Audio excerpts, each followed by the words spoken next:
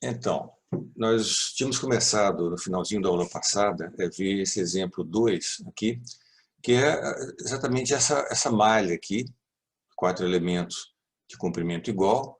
Nós vamos modelar com aquela carga concentrada na extremidade e uma força de corpo distribuída uniformemente em toda a extensão.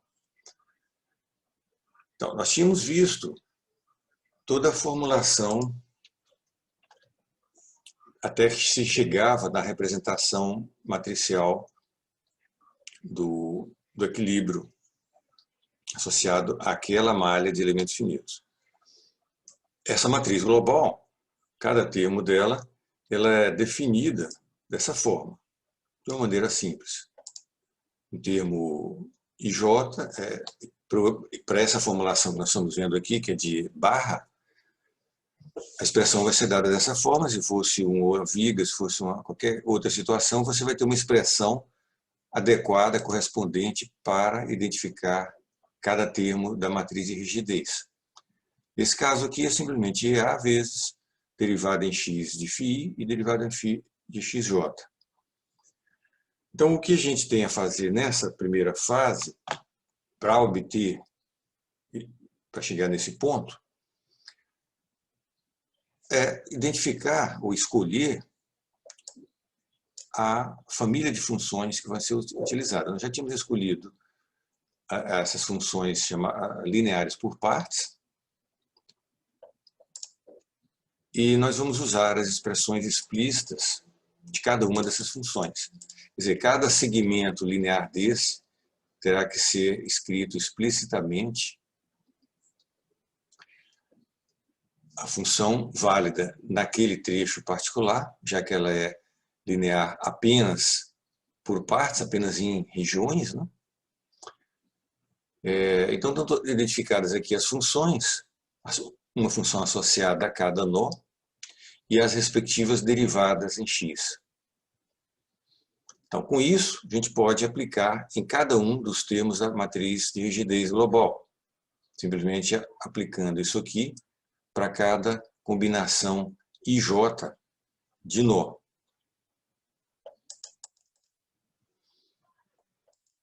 Então, por exemplo, para o termo 1, isso aqui vai ficar integral de 0 a L de φ1, as derivadas, trazendo ali as expressões da derivada, substituindo e verificando que essa função φ1 ela é não nula apenas sobre o primeiro elemento, quer dizer, nesse intervalo 0 a L. Então, você executa a integral. A mesma coisa para os outros termos. Nós tínhamos comentado que vários desses termos são nulos, o que gera aquela esparsidade da matriz de rigidez, porque os suportes dessas funções, às vezes, são disjuntos. Então, o suporte da função φ1 é apenas sobre o elemento 1, o suporte da função φ3 é apenas sobre o elemento 3, no caso 2 e 3. De qualquer forma, o produto dessas duas funções φ1 vezes φ3 é zero em todo lugar. Então, isso gera aqueles valores nulos na rigidez. Algum termo aqui que nós tínhamos já apontado é, por exemplo, o termo K22, que é φ2, φ2. Então, a função φ2 tem suporte nos elementos 2 e 3. Então, a integral de 0 a L, quer dizer, no domínio inteiro, pode ser simplesmente particionada na integral sobre o elemento 2 e sobre o elemento 3. Aqui é como está aqui, nós estamos falando do elemento 2. Então, a função φ2, que é definida nos elementos 1 e 2. Então, é o que está aqui. Integral no elemento 1, integral no elemento 2. Fazendo isso aqui, você encontra isso. Certo? Quanto ao vetor força, nós tínhamos já deduzido também a expressão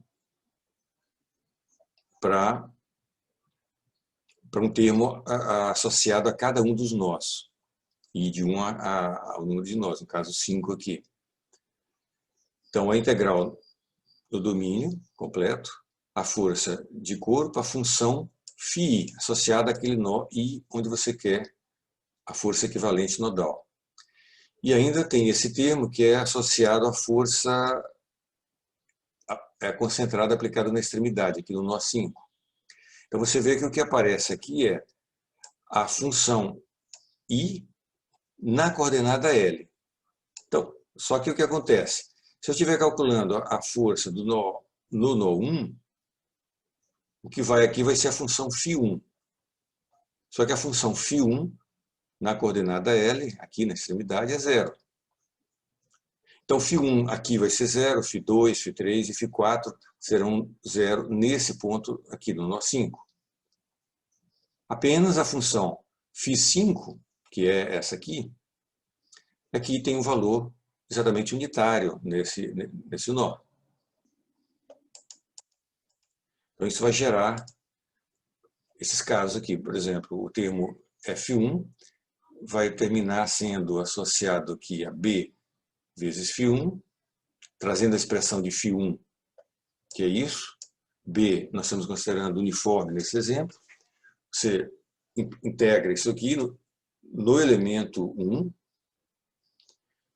E φ1 em L é 0. Então as coisas ficam apenas isso. Isso para φ1, para φ2, etc. E em φ5 terá o termo aqui associado à força de corpo, com a função φ5, e o termo associado à força concentrada, que é simplesmente a força Fzinho vezes a área.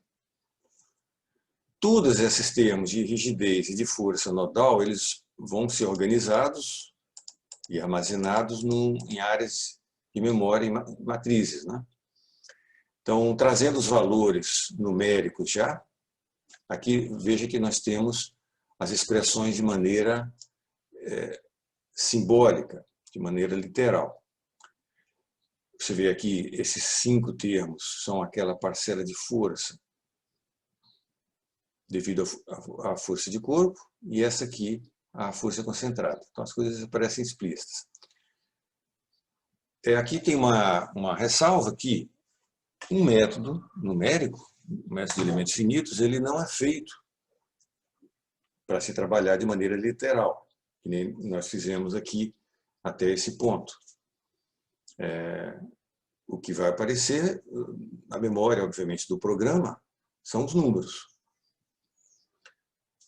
O que nós vamos usar aqui nos exemplos é essa maneira literal para se tornar mais visível as coisas que estão sendo feitas. Correto? Mas sempre com essa ressalva em mente que um método numérico não é feito de maneira literal. Então tá. Os valores numéricos estão aqui. Lembra que no programa, na memória, não existe isso, né? Isso aqui é uma outra área vazia, uma área zerada aqui. O que existe é um vetor com esses valores aqui e uma matriz com esses valores aqui.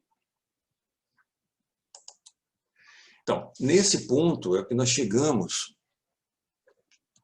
na situação que nós temos essa matriz completa, que foi obtida para representar a rigidez da estrutura, simplesmente, da estrutura em sua forma desvinculada de qualquer apoio. Uma das consequências é que essa matriz aqui é singular. Nesse exemplo, que é tão simples, é muito fácil de enxergar. Você pode observar que se você for somando essa linha com essa, vai sobrar 1 aqui, né? Aí se você somar o resultado com essa, vai sobrar 1 aqui, e menos 1. Se você somar com essa, vai sobrar mais 1 aqui, e menos 1. Quando você somar aqui embaixo, vai dar 0. Quer dizer, a soma de todos esses termos aqui vai dar 0. Das colunas também, porque ela é simétrica. É uma maneira, esses exemplos pequenos, de enxergar isso. Nem sempre você vai conseguir dessa forma. Então, isso é uma etapa no processamento. Aí nós vamos para uma etapa seguinte, que é impor as informações de condições de contorno essencial nesse sistema algébrico aqui. Então, a única condição que nós queremos aqui, a barra engastada nesse nó 1, é essa condição, o 1 igual a 0. Então, isso significa que a função peso U chapéu 1 deve ser nula. Lembra que a função, o coeficiente da função peso U1 chapéu multiplica essa equação, essa primeira equação aqui. Então, essa primeira equação passa a ficar multiplicada por 0. Então, nós podemos, digamos, remover essa primeira equação do sistema e passar a ficar com um sistema desse, com uma matriz retangular. E boa parte das vezes a gente escreve isso aqui, o 1 igual a 0. Só para lembrar que, computacionalmente, não tem como você fazer isso. Isso aqui não existe. Isso aqui é apenas um lembrete para nós, enquanto a gente está lendo os textos. Essa área de memória não foi feito nada com ela ainda. Ela estava zerada e continua zerada. O que existe é matriz e vetor. O vetor agora só tem 4 linhas, a matriz também. E aí nós passamos por uma segunda fase desse processo de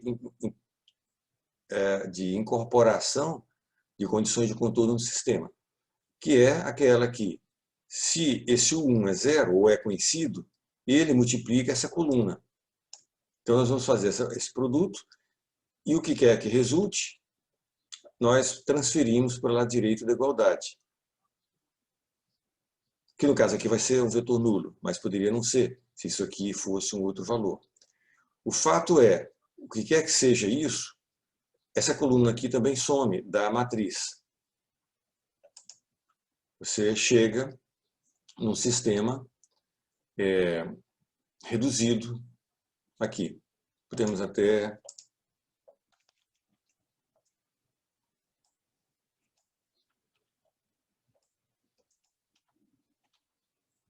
Pronto, chegamos nesse sistema. Esse sistema, essa matriz aqui, ela é não singular.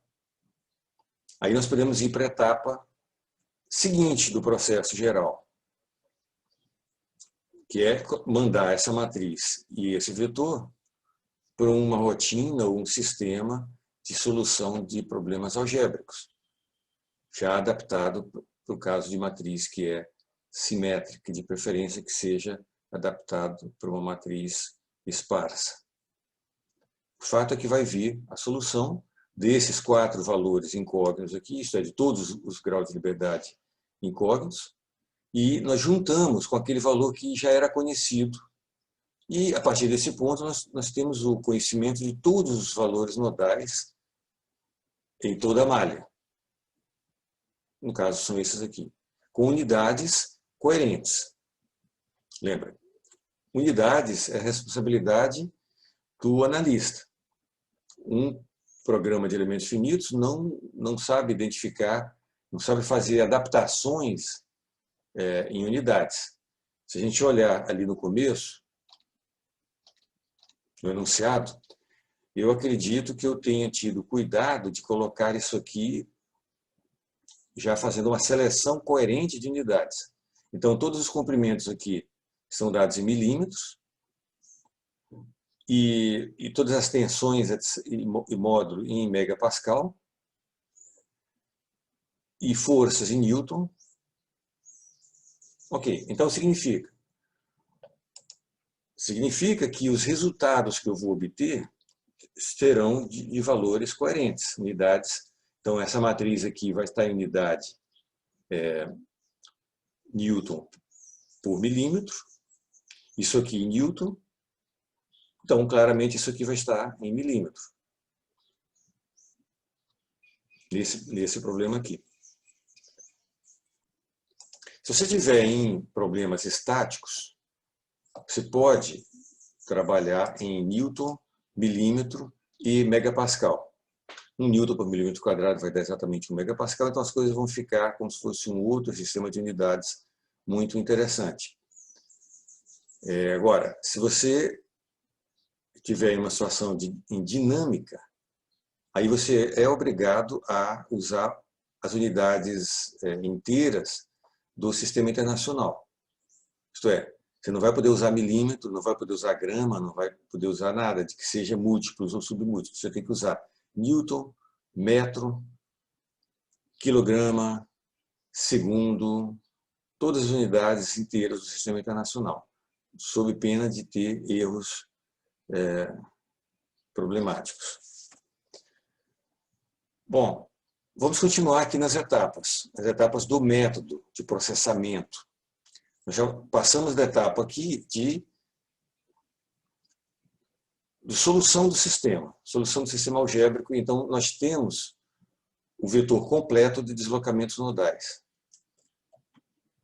Feito isso, nós podemos ir para a última grande etapa do processamento, que é o que se chama normalmente de pós-processamento. Eu não comentei ainda aqui, mas isso vai se tornar cada vez mais claro para vocês. Um programa de elemento finito, geralmente ele é organizado, e mesmo o seu trabalho como analista, pensando no método, você pensa em 3 grandes etapas. Você tem uma etapa de pré-processamento, em que você vai identificar os dados, gerar os dados, visualizar, checar, etc. Esses dados, que é uma quantidade muito grande. E você tem uma etapa intermediária, que é o processamento propriamente dito, que é tudo que nós acabamos de fazer aqui. Cálculo da matriz de rigidez, posição de condições de contorno, solução do sistema. Então, quando você termina a solução do sistema algébrico,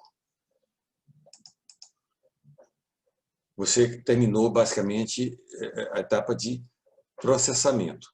Aí você vai para a terceira etapa, que é o pós-processamento. Significa obter daqui e dos dados aquelas coisas que geralmente lhe interessam, que é o quê? Boa parte das vezes é o campo de tensões. Ou a configuração deformada do sistema. Então, o fato é que a direção de processamento aqui, nesse pós-processamento, é uma direção direta, digamos, é uma direção fácil, porque você simplesmente vai substituindo valores que você conhece nas equações já conhecidas, de uma maneira explícita. Então, por exemplo, nós vamos usar, na realidade, as mesmas equações e relações que já utilizamos inicialmente na dedução do método. Só que quando a gente escrevia, por exemplo, isso lá no começo, né, esse aqui foi o ponto de partida, né? A aproximação do deslocamento em qualquer coordenada é obtida por uma combinação linear das funções da base, das funções de aproximação. É isso? Isso foi nosso ponto de partida. Esse aqui que foi a raiz do nosso processo de discretização do problema. Nós passamos a ter um problema discretizado, por exemplo, aqui com 5 graus de liberdade. Né? Agora, nessa etapa de pós-processamento, nós vamos usar a mesma expressão, com a diferença de que esses valores nodais não são mais incógnitas. Eles agora são conhecidos. Então, é possível simplesmente substituir os valores aqui. As funções são conhecidas, você pode encontrar a aproximação do deslocamento em qualquer coordenada x que você estabeleça, dentro daquele domínio. Correto? De qualquer forma, tendo a função agora explícita, completamente conhecida, você pode simplesmente encontrar as deformações em qualquer ponto, apenas derivando. A derivação você consegue fazer de maneira explícita também. Com os valores nodais de deslocamento, você tem uma expressão para encontrar a aproximação e deformação em qualquer ponto.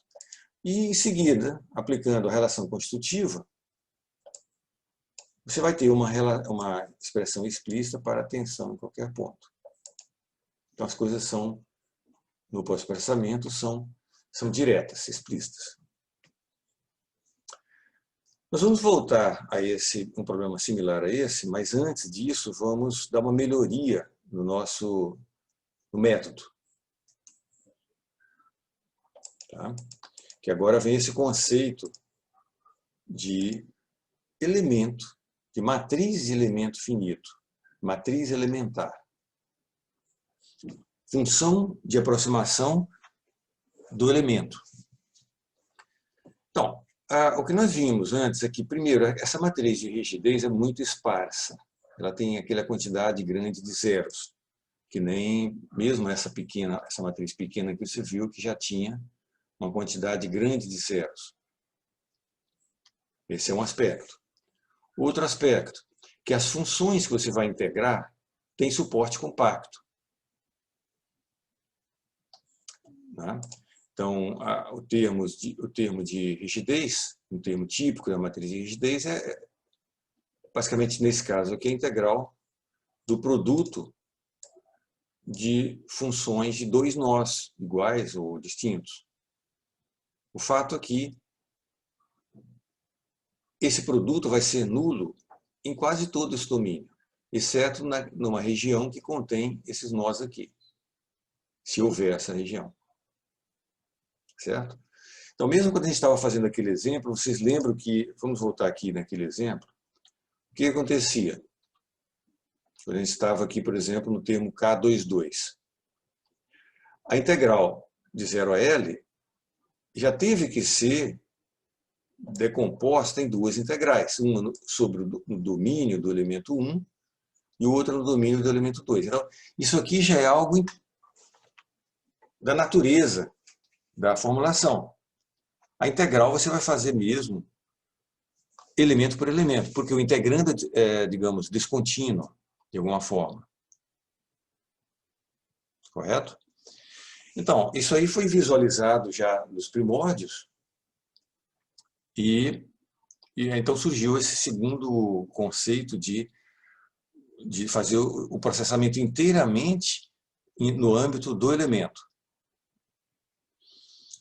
Então, vamos voltar ali. Essa figura aqui é muito boa também. O que é feito?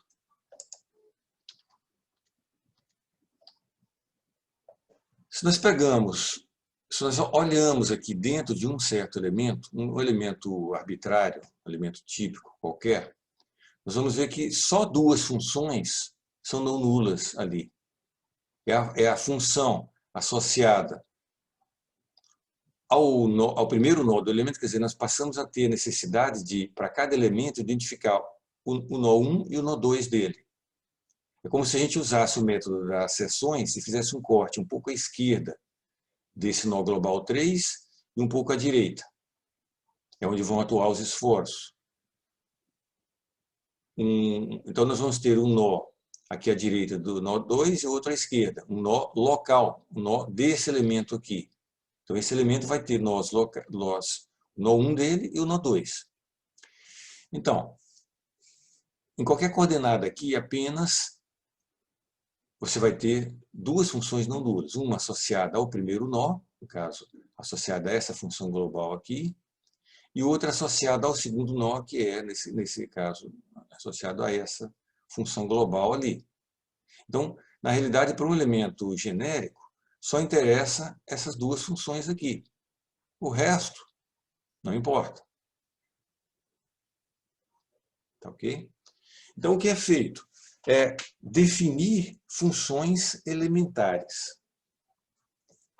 Funções que serão agora, digamos, praticamente independentes da malha, independentes do resto da malha, etc.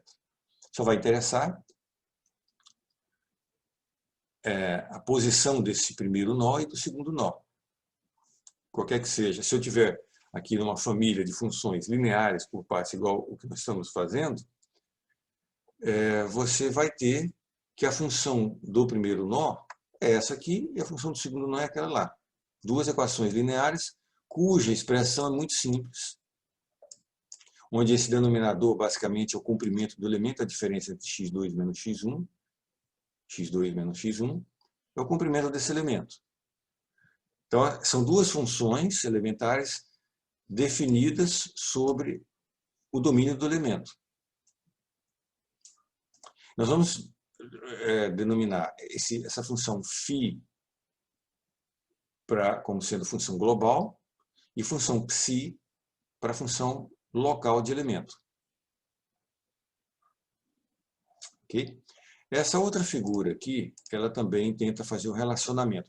Basicamente, essas funções locais, elas têm que representar as funções globais. Lembra que a expressão nossa que nós obtivemos a partir do princípio dos trabalhos virtuais para cada termo da rigidez estão escritas em termos de funções de aproximação global. Então, nós temos que fazer uma correspondência entre essas funções globais e as locais, se é que a gente quer trabalhar exclusivamente com as funções locais. A correspondência é ilustrada nessa figura aqui. Então, você pode ver essa função azul aqui, que seria a função global 2, que é aqui, aqui e continua para cá, ela pode ser decomposta nessas duas funções locais. Essa aqui sobre o elemento 1 e essa aqui sobre o elemento 2. Então, aqui, essas funções locais, eu preciso de ter dois índices. Esse índice inferior e o índice superior vai ser esse E aqui, que vai indicar qual é o elemento. Então, quando eu disser, por exemplo, psi1, quer dizer que é o nó local 1 do elemento. Mas de que elemento? Do elemento 2. Agora, a função psi1, a função psi2 é associada ao nó local 2, mas de qual elemento? Do elemento 1. Então, é essa aqui.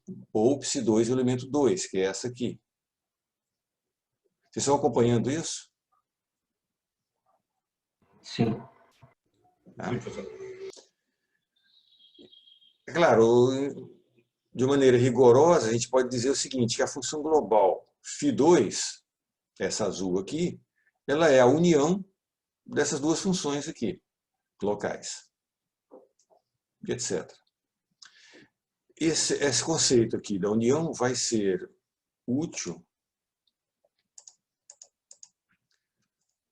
quando a gente for decompor a integração. Mas veja, a gente tinha aquela representação da aproximação do deslocamento em qualquer ponto do domínio, que era aquela combinação linear de todas as funções globais. Só que, na realidade, se o ponto estiver aqui, não interessa essas outras funções globais aqui. Se o ponto estiver nesse lugar, só vai interessar aquelas funções que são não nulas nesse elemento, que são apenas duas. Então, por exemplo, se eu estiver nessa coordenada aqui, e eu quero saber a aproximação do deslocamento, não vai interessar as outras funções, só essa e essa, que globalmente são as funções φ2 e φ3, só que localmente no elemento são apenas essas duas funções, psi1 e psi2 do elemento 2. Então, eu passo a poder escrever a aproximação dentro de um elemento apenas dessa forma aqui. Aproximação, eu deveria ter um H aqui, mas eu já não estou mais usando o H, né? Aproximação do deslocamento no elemento arbitrário E vai ser simplesmente a combinação linear das duas funções do elemento E, uma associada ao nó local 1 e outra ao nó local 2. Então, esse número aqui não é o nó global. Todo elemento só vai ter nó em 2, se ele for linear. Se ele for quadrático, vai ter nós 1, 2 e 3, etc. E aqui eu tenho o deslocamento nodal do nó local 1 e do nó local 2. De forma compacta, fica dessa maneira. Aqui, em geral, a gente vai ter não apenas 2, mas o número de nós do elemento, que vai depender do tipo do elemento. Pode ter 2, 3, 5, 10, 20, etc. Nós, um elemento. Então, vai interessar apenas aquela numeração local do elemento. Então, com isso, uma das maneiras é que a gente deduza novamente o princípio dos trabalhos virtuais aplicando apenas a um certo elemento. Ou a gente adapta aquilo que a gente já deduziu antes. Nós já tínhamos reduzido, por exemplo, pega aqui o termo K22, a rigidez. Aqui estão em termos integral no domínio inteiro, funções globais φ, φ2, φ2'. Agora, a gente decompõe isso aqui nos elementos que importam, que é o elemento 1 e o elemento 2. Então, a integral no elemento 1, integral no domínio do elemento 2. Então, aqui na integral do elemento 1, a gente nem precisa mais de escrever φ, as funções φ. Porque φ é essas duas partes. Não, vamos escrever já apenas aquilo que interessa das funções locais no elemento 1.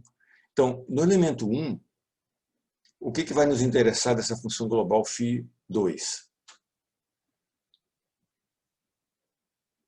Vai interessar essa rampa aqui, para o elemento 2, ela é associada ao segundo nó do elemento. Então, é o ψ2. É esse ψ2 aqui, associado ao elemento 1. Para o elemento 2, vai interessar essa função aqui. Porque isso aqui é o nó 1 desse elemento aqui. Então, está aqui ψ1 do elemento 2. É claro que, numericamente, isso aqui vai dar o mesmo resultado que eu teria, que eu obtive lá no exemplo anterior, usando funções globais. Só que aqui eu posso identificar isso e calcular isso aqui de uma maneira autônoma, digamos, numa rotina feita para elemento. Se eu estiver processando o elemento 1, isso aqui vai me dar o termo 2,2 de uma certa matriz de rigidez do elemento 1. Então, eu vou passar a ter uma matriz de rigidez para cada elemento. Esse agora é um outro conceito. Antes eu tinha só a matriz de rigidez global do sistema. Agora eu passo a ter, por exemplo, para o elemento 1, vamos ver o que eu tenho aqui. Para o elemento 2, olha só, para o elemento 2 eu tenho o termo 1, tenho o termo 1,2 e tenho o termo 2,2. Certo? Algo similar vai acontecer para o vetor força nodal equivalente. Se eu converto essa matriz, essa função global aqui,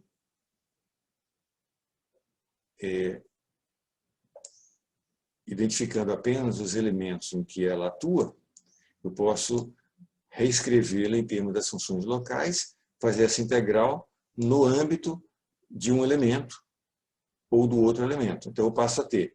Isso aqui vai me produzir um vetor força, em que o termo 2 do elemento 1, e eu tenho, para o elemento 2, o primeiro termo aqui. Isso aqui fica visível quando a gente pega o que vai ser obtido. Então, quando eu estava ainda fazendo esses cálculos globais, eu obtive duas integrais. Então, eu posso dizer que essa aqui é o termo 1 do elemento 2. Está aqui, olha. Termo 1, elemento... Olha só, esses quatro termos, esses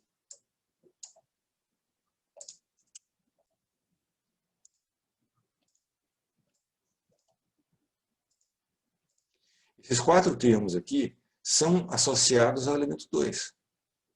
Então, eles podem ser calculados não nessa ordem, assim, dessa maneira, esse, depois esse, etc. Isso aqui é muito complicado de ser feito de forma numérica, né? É difícil programar uma operação como essa aqui, em que você vai identificando essa coisa, etc. Em elementos finitos, como em métodos numéricos em geral, você precisa de ter um procedimento automatizável. Então, a forma de cálculo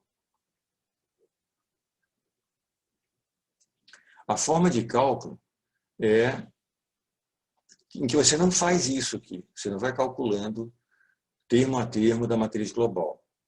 O que você faz é o oposto. Você calcula elemento por elemento. Então, eu vou para uma rotina que vai calcular todos os 4 termos do elemento 1, que são esses aqui, todos os 4 elementos, os 4 termos do elemento 2, os 4 termos do elemento 3, etc., elemento por elemento.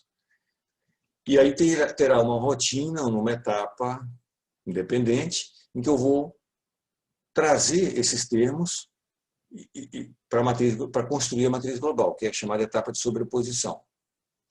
Mesma coisa feito com os termos do vetor força.